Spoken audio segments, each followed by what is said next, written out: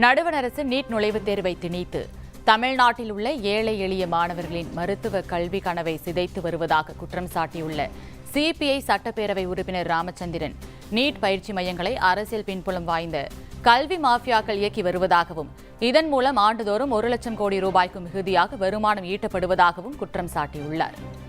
சமூக நீதியின் ஆணிவேராக தமிழ்நாடு திகழ்கிறது.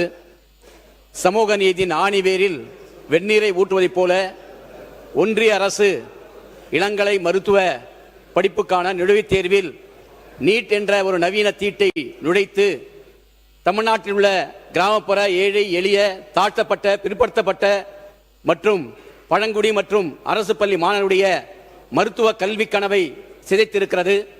இந்த நீட் மன அழுத்தத்தால் அரியலூர் மாணவி அனிதா முதற்கொண்டு அந்த நீட் மன அழுத்த சாவுகள் தொடர்ந்து தமிழ்நாட்டிலே நடைபெற்று வருகின்றன. இன்றைக்கு நாடு முழுவதும் நீட் கோச்சிங் சென்டர்கள் புற்றீச்சலை போட முனைந்திருக்கின்றன. இன்றைக்கு ஆண்டுக்கு 60,000 கோடி ரூபாயிலிருந்து 1 லட்சம் கோடி ரூபாய் வரை கட்டணங்கள் என்ற பெயரால் கொள்ளையடித்து கொண்டிருக்கிறார்கள்.